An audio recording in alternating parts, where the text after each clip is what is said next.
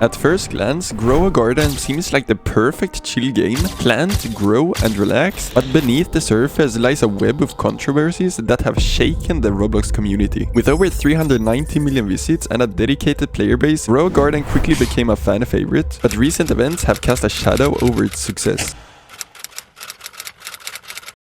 Grow a Garden started out as one of the most chill games on Roblox. You hop into a bright, cartoony world, claim a little plot of land, and that's it. You plant some seeds, water them, harvest your crops when they're ready, and make a few coins. No combat, no pressure, just pure, peaceful farming. It had that satisfying feedback loop that Roblox games don't always nail. You do something small like watering a plant, and boom, you're rewarded. It's the kind of game where minutes turn into hours without even realizing it. The visuals helped a ton too. That soft, low-poly style, the way crops wiggle when they grow, the soft sound effects, it all felt super polished. There was no complicated crafting, no confusing UIs, just a clean design that worked. It wasn't just a solo game either. You could walk around, see other players' gardens, and trade stuff. It built this little social space without forcing it on you. You could vibe alone or chill with others, and people really love that. The numbers speak for themselves: hundreds of millions of visits, thousands of new favorites every day, and a community that genuinely cared about the updates. It felt like the kind of game that could last forever, something safe, a little pocket of calm in the chaos of Roblox.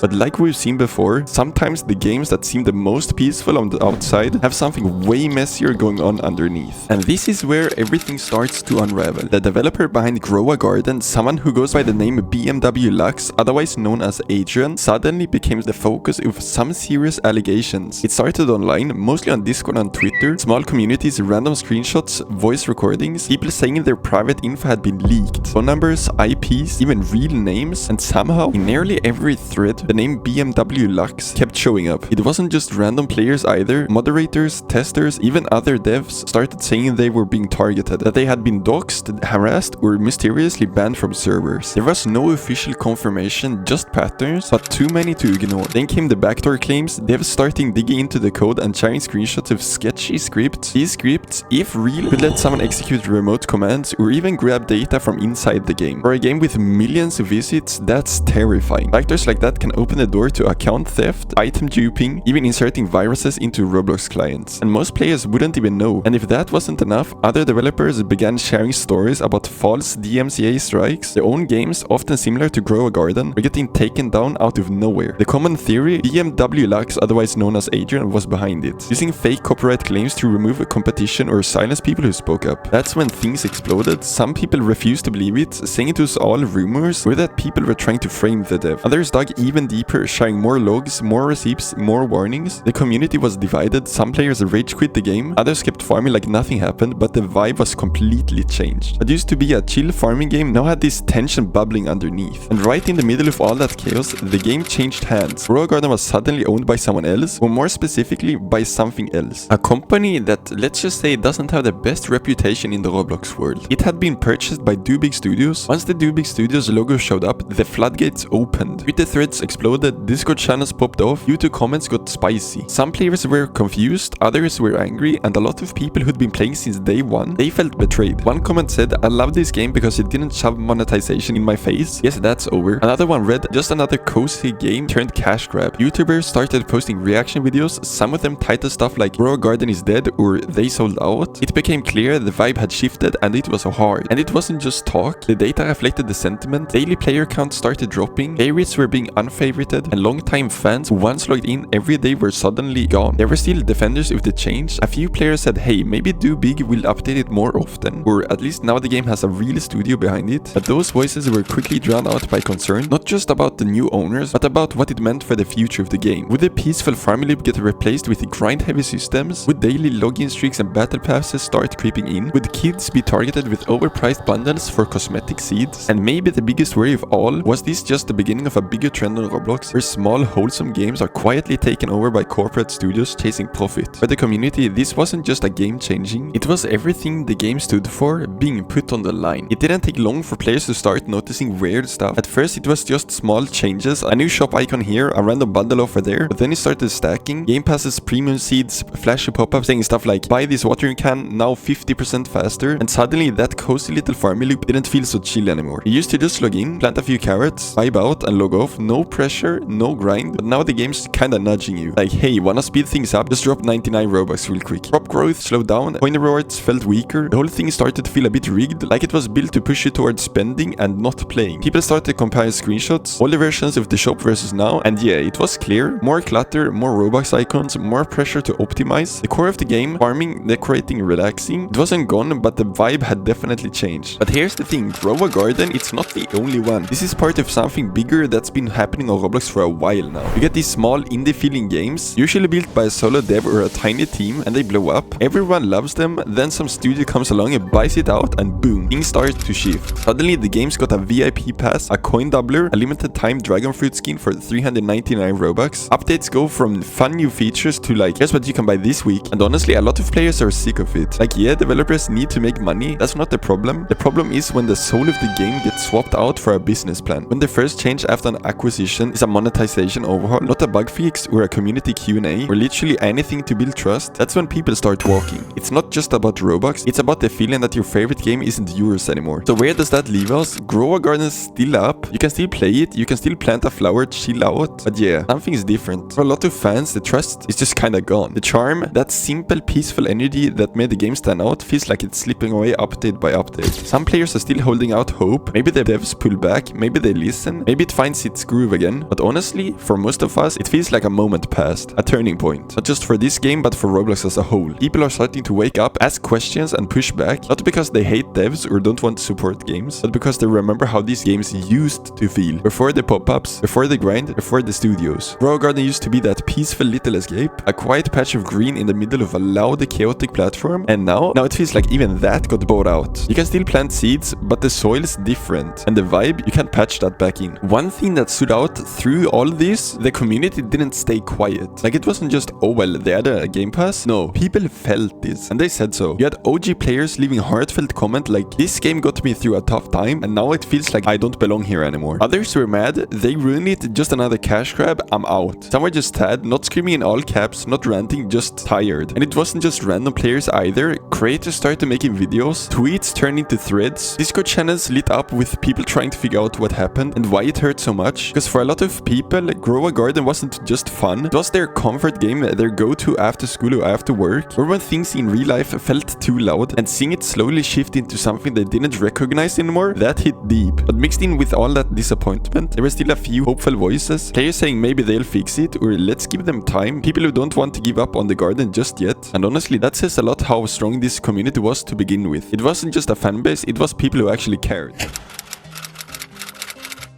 Say what you want about the drama, the changes, or the mistakes, but what this game did, it mattered. It crushed records, it brought millions together, and it built a community unlike any other. A place where creativity, chaos, and care all lived in the same world. So no matter what happens next, this was way more than just a game.